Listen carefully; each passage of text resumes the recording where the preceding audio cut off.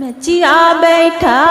लेका सिला रानी में गैसे या राजा कार हो मेघा जानी बरसा के दली के बनावत राम मोर भीजी जइए तीनों प्राण व्याकुल हो मेघा जानी बरसा के दली के बनावत तीनों प्राण व्याकुल हो मचिया बैठा लेका सिला रानी मेघ से या राजा कार हो ये मेघा जानी बरसा के दली के बनावत राम मोर भीजी जइए तीनों प्राण व्याकुल हो मेघा जानी बरसा के दली के बनावत तीन प्राण व्याकुल हो के जे भीजेला कदम तारा के बाबूरा तारा हो यार के जे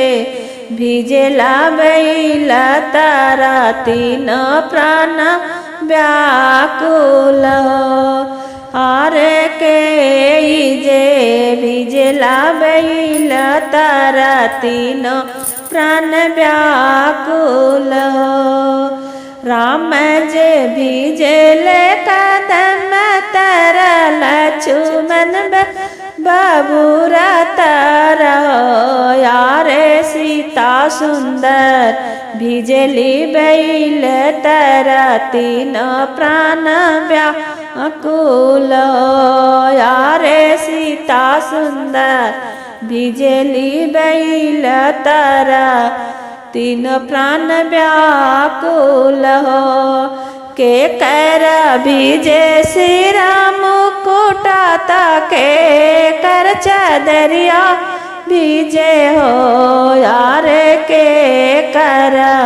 भीजे सिरवा सेंदूरा तीन प्राण व्याकुल हो यार के कर भीजे सिरवा सेंदूरा तीन प्राण व्याकुल राम के भीजे सिरवा मुकुटल चुमन चदरिया भीजे हो यार सीता के भीजे सिरवा सेंदूरा तीन प्राण व्याकुल हो आरे सीता के भीजे सिरवा सेंदूरा तीन प्राण व्याकुल हो मचिया बैठा लेका सिला रानी मेघ से या राजा कार हो मेघा जानी बरसा के दली के बनावत रामा मोरा बीजी जइए तीनों प्राण व्याकुल मेघा जानी बरसा के दली के बनावत तीनों प्राण व्याकुल।